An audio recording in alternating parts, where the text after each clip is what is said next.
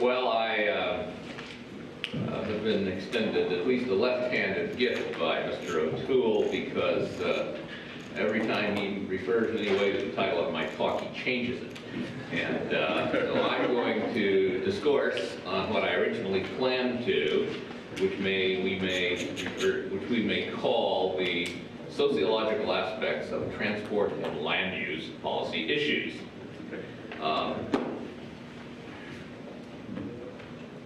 My background, and as you'll see, my substantive points deal principally with aspects of transport policy. But as I think we all know, if we didn't know before we showed up here, that transport and policy questions move seamlessly into each other. And so much of what I say had plenty of emphasis for the smart growth movement, which is first and foremost a land use regulatory program, but as we all know, you can't regulate the land use without having some implications for transport. I'd also like this time to thank a number of people that I got to know mostly through email discussion groups because their work is so valuable to mine. I'm one of these guys who goes in for great sweeps of imagination and synthesis. And while I'm capable of working in the galleys and the trenches of data mining, I'm too lazy to do it, especially at my age. And so I have a tremendous obligation to first Randy O'Toole because of his marvelous handbook, the Vanishing Automobile. It'll be a long time before he has to spit that up to deal with up-to-date trends, because the basic points he makes have a long shelf life, and it certainly includes our transit guru of almost magical powers in marshaling information, Tom Rubin. I guess we'd call him a bean counter by trade. In my days in the real estate investment trust business, we had towel counters, and I'm sure there's some equivalent. He can probably come up with one himself as to what he's counting, transit miles or boardings or what have you. Wendell Cox, whose websites are just a gold mine, as we all know, and little special niches, and this is far from a complete list. Chris Ziliakis, who knows Swedish and can fake Finnish, and has been a gold mine on a very interesting test case, the policies of Sweden, because for sanctimonious, self-righteous statements about social policy, the Swedes are the world masters. So it's more fascinating than it might be otherwise to find out what they're actually doing, which is really not that different from what's going on in the U.S. They're buying Volvos and moving out to the suburbs. They're building highways. Yeah, and staying off mass transit because look where all the Finns and guest workers travel. Avoiding status contamination, that's one of my pet hobby horses, is the capacity of transport mode choice to enhance or degrade a status. Just a brief word on the borders and history of social science. I can make this real brief. As a sociologist, I carry with me a burden of disgrace arrives before I get to the lectern. Sociology is a pretty crummy discipline. Not many sociologists would disagree. All we would say is there are little pockets where things are different. One little really backwater of sociology has reached an intellectual level of development that has no rivals in any other discipline. This is the sociology of religion.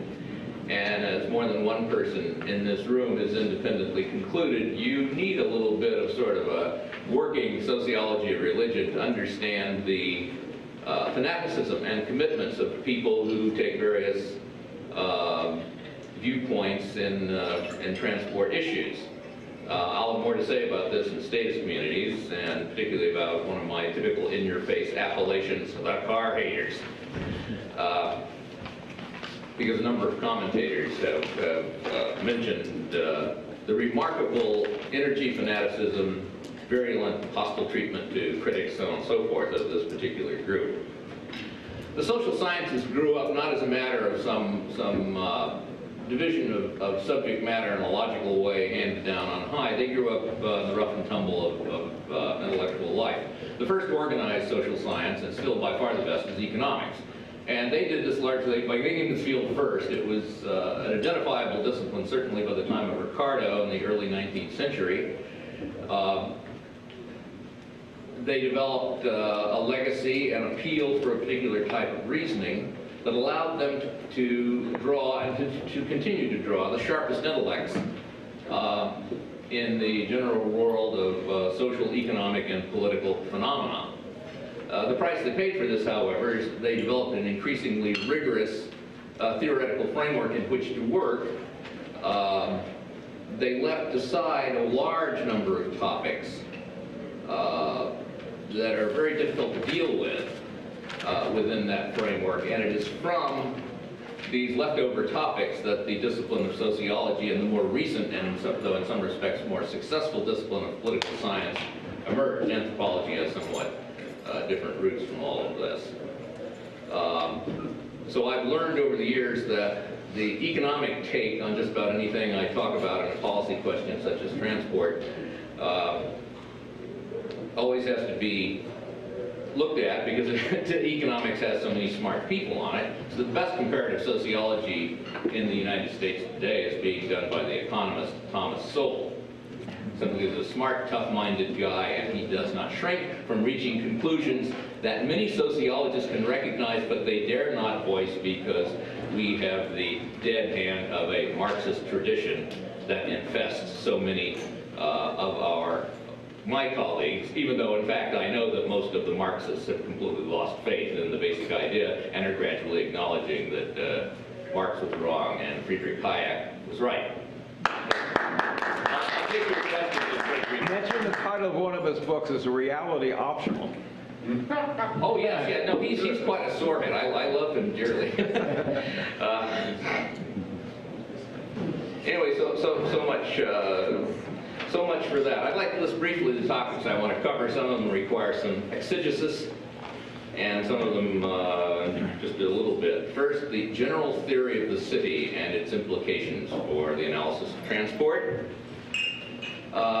An idea I put out as a hypothesis, and hypothesis, we'll be Oxbridgian about this,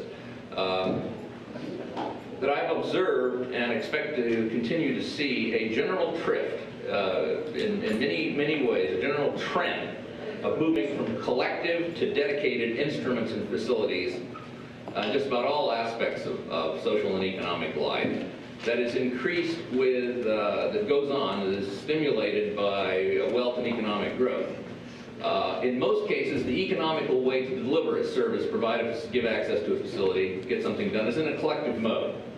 Jam a lot of people in a bus gets 18 miles per gallon, cheaper to make, cheaper per mile, blah, blah, blah. Except that it does so at the inconvenience and, most importantly, the status degradation of the passengers. If you're looking for efficiency in transport, I recommend that you look at the cost of operating the last train to Auschwitz. The cattle train is the theoretically perfect example of a certain theme in transit planning. And this underlies a lot of things. The dedicated facility is usually status enhancing because, other things being equal, we very much prefer to enhance rather than degrade our own status. Just as Milton Friedman has observed, we are much better stewards of our own money than that of other people.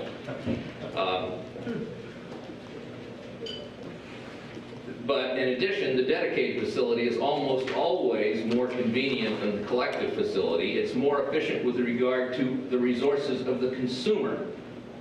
And of course, that's the great advantage of the private automobile, is that it is our servant, not our master. It runs, if we get the thing started, find where it's parked. It runs on our schedule, not on that of whoever is the dispatcher for the transit system. And having been involved and gotten, in many respects, I got into this business through bicycle advocacy. I've always pointed out that the bicycle does have one interesting virtue that keeps it used in many places you wouldn't expect, precisely because it too is a dedicated facility. It's very well adapted to dense urban areas because it's so easy to park, and because traffic officers often regard bicycles as invisible. They're non-persons, in Irving Goffman's term. So they can and do violate the laws. Bicycle messengers do to spectacular effect. While bicycle messengers have a pretty good accident rate, they can often get away with what they do because they've learned a great secret about congested traffic, that you can do things when traffic is moving at 0 to 5 miles an hour, like jaywalk, that are very dangerous if traffic is moving at what you might call design speeds. And for instance, you can ride on the sidewalk on a bicycle as long as you're courteous enough to go slow, not to beam the pedestrians. And this provides great access. You can white line it between cars, which is done by both bicycles and motorcycles, as indeed is often encouraged by traffic law enforcers. The third is the concept and the application of what Max Weber calls status communities. And that's the most comprehensive thing. And fourth, some comments on transport mode choice. And since Randall sandbagged me with the idea that I'm supposed to come up with how to implement policy recommendations, I was frantically writing them down. First, the theory of the city. This is shorter than it sounds. What is a city? Well, that's defined a lot of different ways by a lot of different scholars.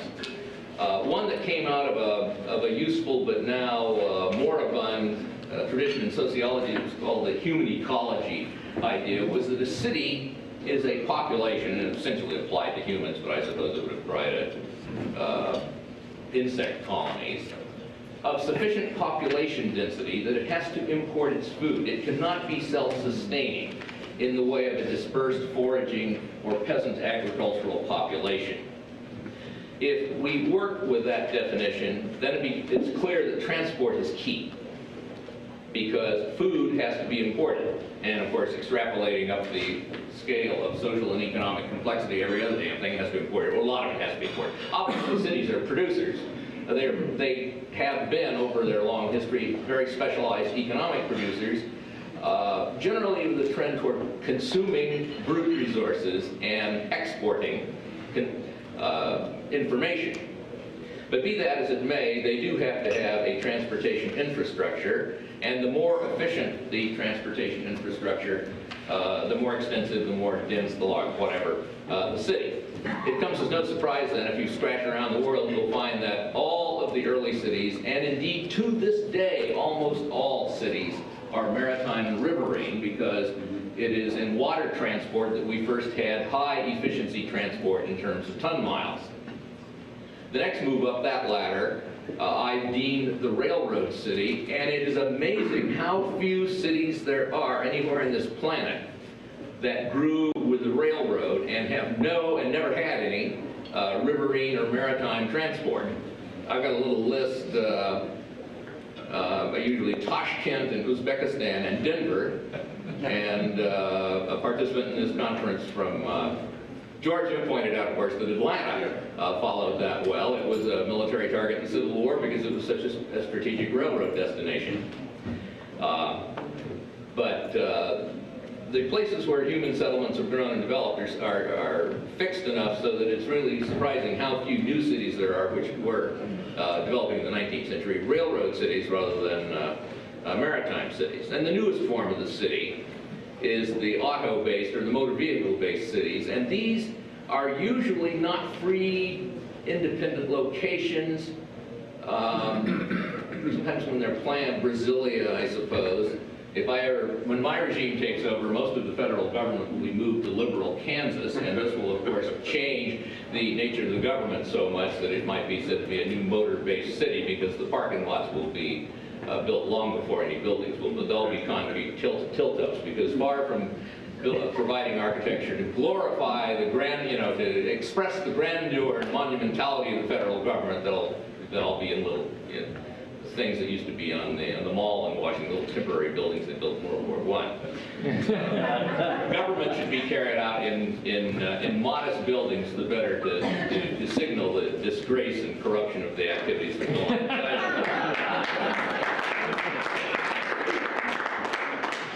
But most of the auto cities are actually edge cities, the places that grew up next to a pre-existing city that was maritime or railroad-based.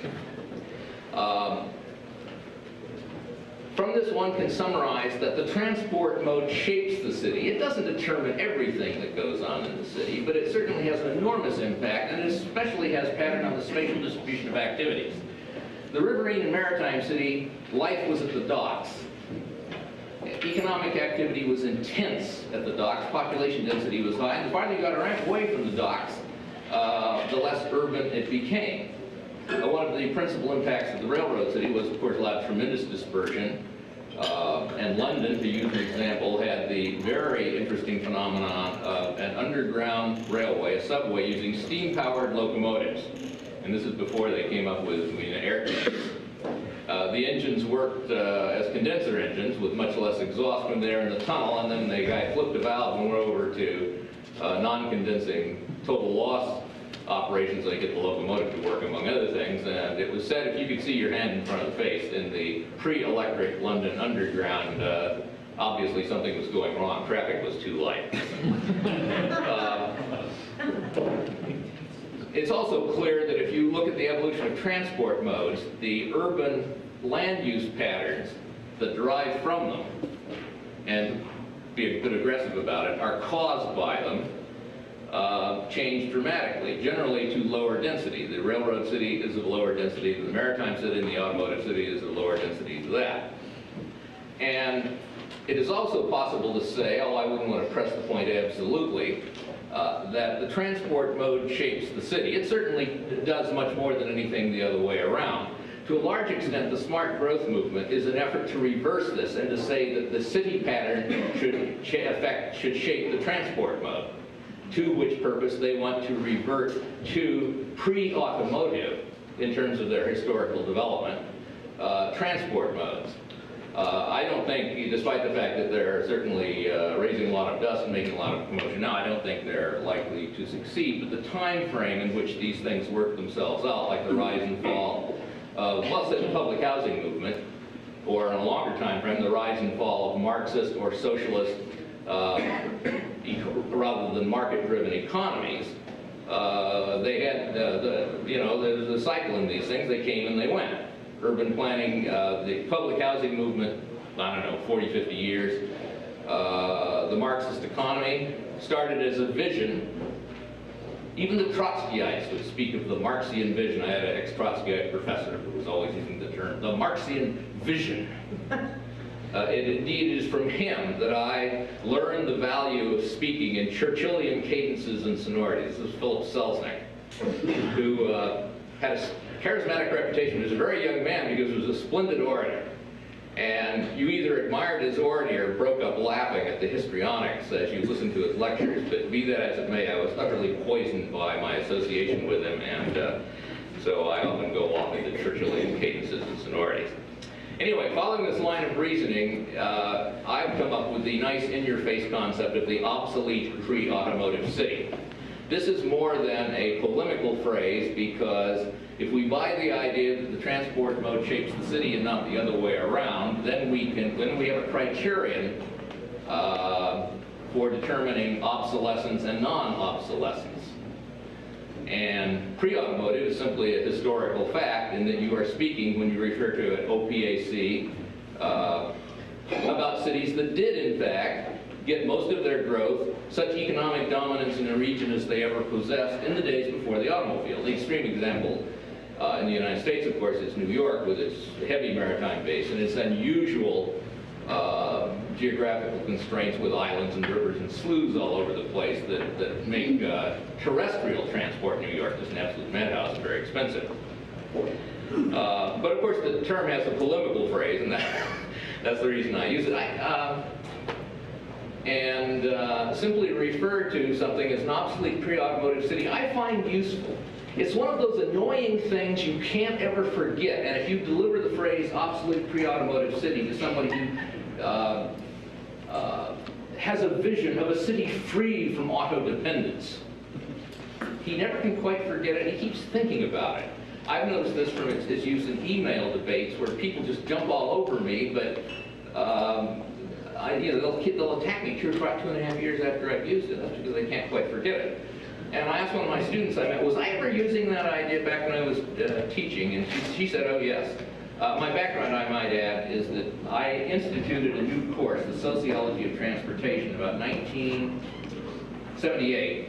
And I taught it consistently until I retired in 1994. It was a great success. It was kind of a party time course. I taught it in the spring quarter, and it was kind of loosey-goosey and stuff like that. But kids enjoyed it, students enjoyed it, and the person who benefited most, the most profound student of the subject matter was me.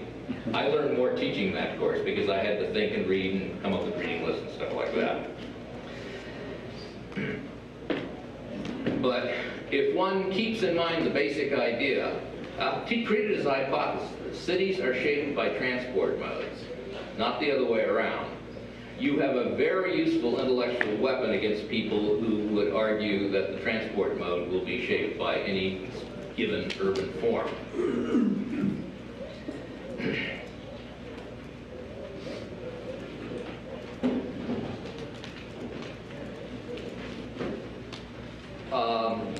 One minor topic, I mentioned get over it quickly, is that there's a tendency in a certain stratum of urban planners, perhaps the most energetic and frequently publishing of the urban planners, to disattend variations in human populations in their consumption of urban resources as a function of their age. In other words, how we relate to cities, how we relate to urban forms, is age-specific. And the principal distinction is between that of the young adult with fully mobile, with economic resources, who relates to cities in one way, and the same person's 10, 15, 20 years further as they age in the family formation cycle, or the child-rearing cycle, who relate to the city in an entirely different way. In the field of urban planning, not all of them might, it's a much more diverse profession than some of you might think. Some of the most trenchant criticisms of the foibles of urban planning can be found in the Journal of American Institute of Planners and in the various stuff they post all over the web. Very, very useful criticism because, of course, one of the ways to build an academic career, as I know only too well, is to take pot shots at the prevailing ideology. And I spent my time doing analytical papers on the theories of Talcott Parsons, the world's most obscure sociologist, and by the time that was going downhill, I was on the payroll in a tenure position, so it worked for me.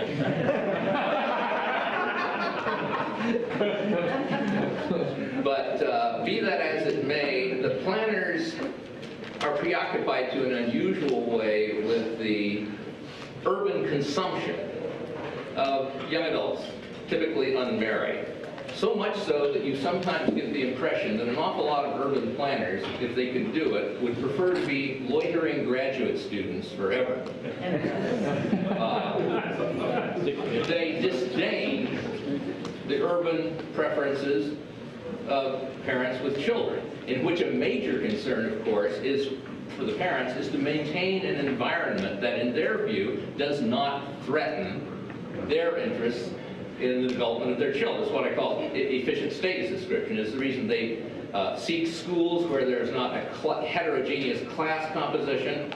I published an article in the New York Times Magazine 37, 38 years ago, marvelously prophetic, and that the harder you bang the drum for militant and rapid school integration, the more you provide parents motives to move out of districts that were subject to school integration lawsuits. And since today American schools are vastly more racially segregated than they were at the time of the Brown v. Board of Education decision in 1954, we have a program of a good intention, and in terms of disestablishing the authority of states to segregate students by race, unquestionably a good decision, but which in other respects was marvelously counterproductive. It aided all the other factors that were inspiring people to move to the suburbs was that a real criterion for parents with school-age children, or what would be school-age children, or who were planning on producing school-age children, was to find a school district that was not at risk of racial integration. And that's exactly what happened. It wasn't that people fled. There wasn't really any white flight, very little. What happened was that people simply ceased to move into communities that were at risk of racial integration in the school, court-ordered racial integration in the schools. And so over 10 or 15 or 20 years, communities that at one time had 70–80% of white children in their school district ended up with being about 70 or 80 or 90% black children, simply by voluntary migration, against which the ideologues who were in favor of school integration had no effective weapons of control. Berkeley was interesting in this regard, as this little excursion on unanticipated consequences, Berkeley created an environment that was so hostile to families that it lost both black and white students. When I was studying racial integration in Berkeley, I mean, it was obvious target because it was the only community in the town that voluntarily integrated its schools. It had almost 22,000 people in the public school system. Today, I believe it's about 6. And I began to notice this trend as early as 1970. Not only were the whites leaving town, the blacks were leaving town. And you know, if you want to get a good idea of how to be really squeaky, uptight, middle or lower middle class, look at a black family. They'll teach you how it's done. And you think these people that get all the crazy, childless, anti-familistic hippie crazies in Berkeley are going to like that as an environment in which to raise their kids? Are they that dumb? No, of course not. They move up someplace else. And so Berkeley, which was once a major bedroom dormitory suburb in the Bay Area, is now predominantly a community of young and middle-aged, but distinctly non-familistic adults. It's one of the most demographically distinct communities you can find.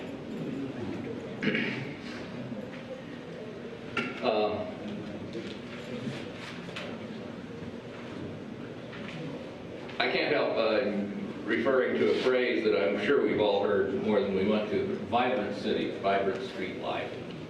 And I got the definitive put down of this from a colleague of Stephen Town, a formidable Yorkshireman who spoke yesterday on his website, in which he simply pointed out what is meant by vibrant street life consists of a bunch of young adults maybe getting drunk and making a lot of noise and staying up too late. Precisely the sort of thing that people who are interested in raising children or getting up and going to a job want to distance themselves from.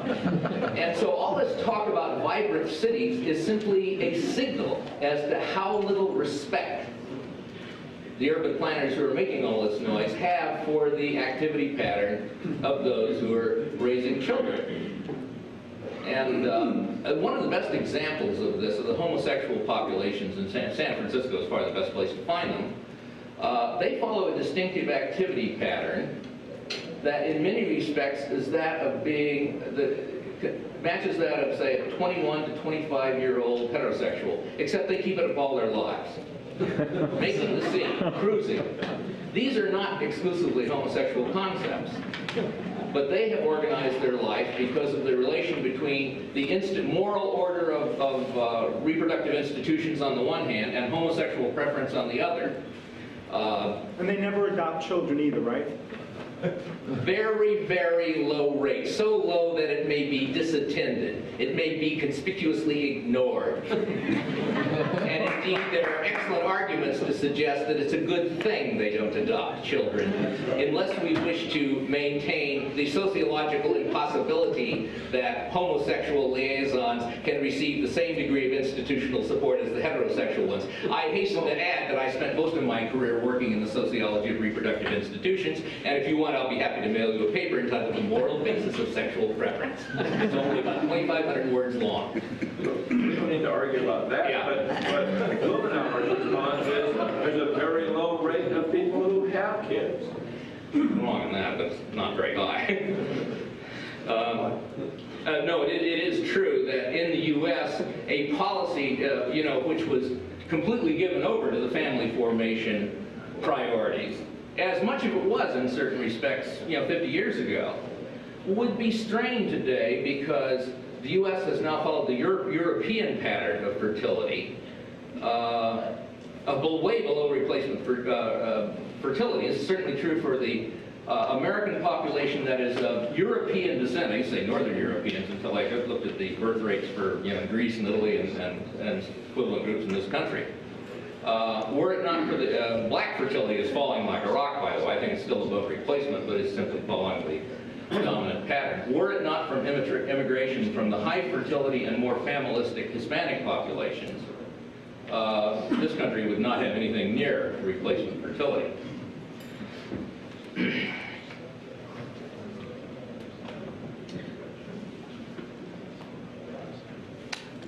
Let me get on to the idea of the status community, and this I think is the most useful one, and I'll try to make it fast. It's not too complicated. It derives from the work of the sociologist Max Weber, who was intellectually active between about 1890 and his death in the great pandemic of influenza after World War I in 1918. He came of age intellectually when Marxian ideas were, gaining on every front. And his life work was to provide a large-scale socioeconomic view of socioeconomic organization of society overall that covered things he thought the Marxists covered in too restrictive a way. So that even before his death, he was referred to as the bourgeois Marx. In one of his great lists of classifications, he came up with the concept of the status group. Stindergruppen, I think it was in German, but the definition is a very useful one. These are groups which are not bound together by a shared economic interest, which is how the Marxists treated group formation. Marx himself, weasel that he was, never defined what he meant by a social class. He talked about social class. It was the key concept of Marxian exposition. But you can wade through Marx. What did he mean by social class? Boy, he was Mr. Bob and Weave on that one. Weber's definition was deceptively simple. A status community is a community held together not by common economic interests, like all persons in a similar trade, the airline pilots or university professors or building contractors or something like that, but by a common conception of virtue and honor. And obviously the biggest group in such a classification are what we would call ethno-religious communities, because most ethnic communities and religious communities overlap, although they're certainly not a perfect fit.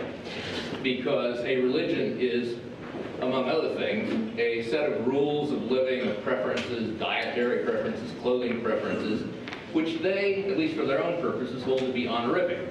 If you wear the right clothes, it's honorific. If you don't, it isn't. If you eat the right food, you're virtuous. If you don't, you aren't. One British sociologist wrote a paper whose thesis could be expressed in the 2 words of his title. He was talking about the natural food movement, and the title of the paper was Eating Virtue.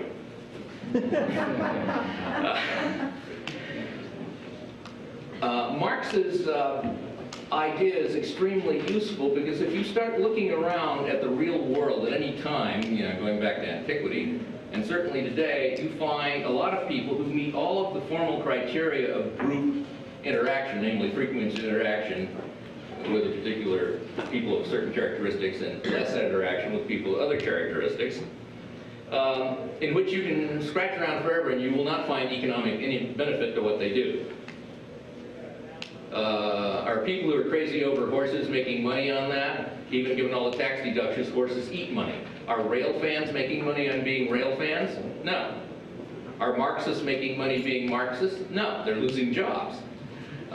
The moral affiliation, the valuation affiliation, the moral preference affiliation is in fact widespread. And while its strongest expressions are in religious and ethnic communities, in the modern world we find it more flexible. We find status communities arising and everything under the sun. And while you can track their social origins down, you can't help but notice that they change and evolve and things go pretty fast in this respect. What you will find in the political combat that status groups get involved with, which is plenty, it's rarely a pure fight, pure fix. You don't find one status group duking it out with another status group in a pure form. What you find are other people finding that they can make money taking advantage of status group differences. The best example, well, several obvious examples. You may look at the preference between whitewater recreation and flatwater recreation as a status group conflict because of its affinities to class and education. Mass America likes flatwater. They like big power boats. They like thunder-thighed girls in teeny-weeny bathing suits. They look at strutting their stuff on water skis behind a boat. Tacky, tacky. Tacky carried to an art form. Those are taste and sensibility. Paddle their kayak or maneuver their sailboat. At prep schools, you don't do any water skiing, but boy, you learn how to sail. This is pretty much a status group phenomenon, although it has relations to class and hence groups with a big economic component. But there is a group that is making money off of this, and these are the people who sell powerboats, water skis, kayaks, canoes, sailboats, so on and so forth. And in the case of government policy with regard to whether it should encourage whitewater development, rafting down the rapids, or sailing around in the reservoir, and all those good things, and you know, you can, well, that gets fun. I remember seeing a menu in French at a phony place in Manhattan Beach. Yes, I know. And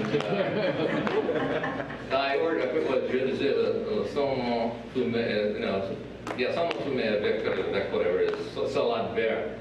And the waiter said, please, I don't speak French, but I want to. The nursing, on the other hand, is a grubby job. It has working class origins, but there is never a shortage of nursing jobs.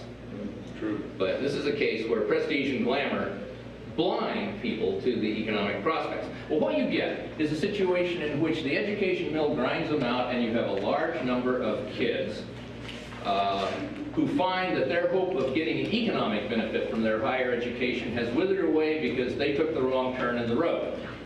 So they have to shift to plan B. I have failed to reach the economic high ground, but I know how to talk. I can sling words around. So I'll go after the moral high ground.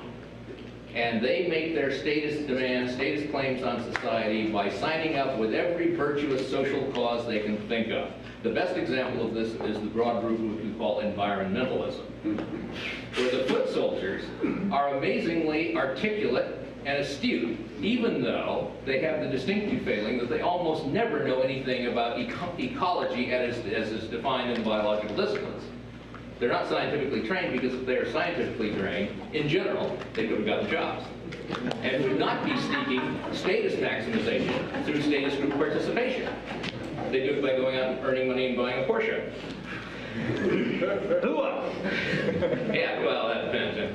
Well, they'd buy a $21,000 carbon fiber made by Peter Calfee tandem from the Cupertino bike shop, take it to the Intel or Sun office company picnic and park it in front of all the Porsches and draw all the attention away from them. I discovered that with my Jack Taylor. Needless to say, one of the things that what we might deem our opponents in this, the view that most of us share on land use and transport, one of the advantages they have a lot of motivated, articulate foot soldiers. And they come from precisely this group of overeducated and underemployed people who took the wrong turn in the road with regard to the economic prospects of their higher education. Generally, these people are attracted to social movements that bash industrial prosperity, modern technology, and market processes because of, and they raise the very cogent criticism, what have all these things done for them? It trifled with them. It fed them a bunch of lies. It taught them it was better to know French than to know nursing. Stuff of that sort. We have a broad status community operating today in these issues, which I deem, with my usual preference for in-your-face appellations, whom I call the car haters. Whatever the deficiencies of this idea, it does not have the deficiency of pure originality, because I got it largely from the work of Barry Bruce Briggs, who in the 1970s published a book called The War Against the Automobile. And James Dunn of Rutgers has, in his book Driving Forces, has also dealt with the same thing and noticed the extreme virulence of these people.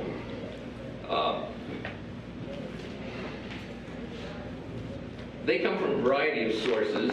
The basic complaints, the basic things I see that attract people to a criticism or hatred of cars is that cars are hyper-democratic. They provide too much of an advantage to the wrong kind of people, namely young working-class males who drive skillfully and aggressively and intimidate and humiliate their social betters out on the highway.